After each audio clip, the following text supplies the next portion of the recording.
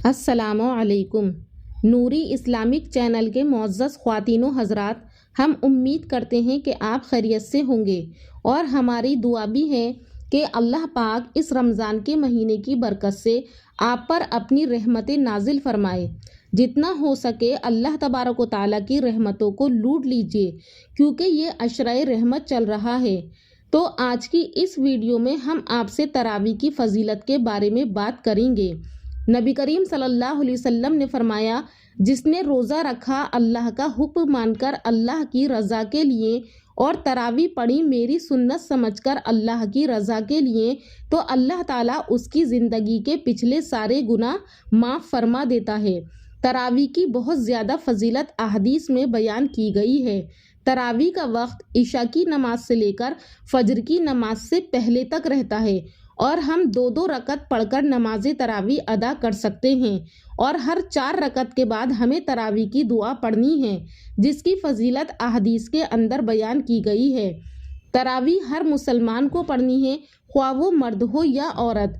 تراویح کی 20 رکعت ہیں، اور تراویح کی فضیلت بیان کرتے ہوئے دوسری احادیث میں نبی کریم صلی اللہ علیہ وسلم کا ارشاد ہے کہ تراویح کے ہر سجدے پر 1500 نیکی لکھی جاتی ہے، اور یہ وہ پروفٹ ہے جو آپ اور ہم اپنی قبر میں لے جائیں گے۔ اور تراویح کے ہر سجدے پر جنت میں اللہ تبارک و تعالیٰ ایک محل بنا دیتا ہے جو سرخ یاقوت کا ہوگا، جس کے 60,000 سونے اور چاندی کے دروازے ہوں گے۔ سبحان اللہ، کیا عالی شان چیز ہے۔ پھر اللہ تعالیٰ ایک درخت لگاتا ہے جس کے نیچے 1000 سال گھوڑا دوڑ سکتا ہے۔ سبحان اللہ، اتنے زیادہ انعامات اور برکتیں ہیں تراویح پڑھنے والوں کے لیے۔ تو ہمیں چاہیے کہ ہم اس نماز کو ہرگز نہ چھوڑیں اور اسے ہر حال میں ادا کرنے کی کوشش کریں، تاکہ ہم آخرت میں ان سارے انعامات کو حاصل کر پائیں۔ اور اللہ تبارک و تعالیٰ سے مانگ لو اس رمضان میں کہ یا اللہ ایسی توفیق دے کہ موت تک نماز نہ چھوٹے۔ اور اسی طرح دوسری احادیث میں حضرت ابو ہریرہ رضی اللہ تعالیٰ عنہ سے روایت ہے کہ رسول اللہ صلی اللہ علیہ وسلم نے ارشاد فرمایا کہ جس شخص نے ایمان کی حالت میں ثواب کی نیت سے رمضان کا قیام کیا، یعنی رات کو تراویح پڑھی، اس کے پچھلے گناہ معاف کر دیے جاتے ہیں۔ رمضان کا تعلق قرآن سے ایسا ہی ہے جیسا کہ جسم سے روح کا ہے، یعنی رمضان کی روح قرآن ہے۔ رمضان کا مہینہ قرآن کو پڑھنے اور سمجھنے کا ہے۔ اس مہینے میں خصوصیت سے قرآن کی تلاوت کی جاتی ہے۔ راتوں میں تراویح کی صورت میں قرآن کو ادب کے ساتھ پڑھا اور سنا جاتا ہے۔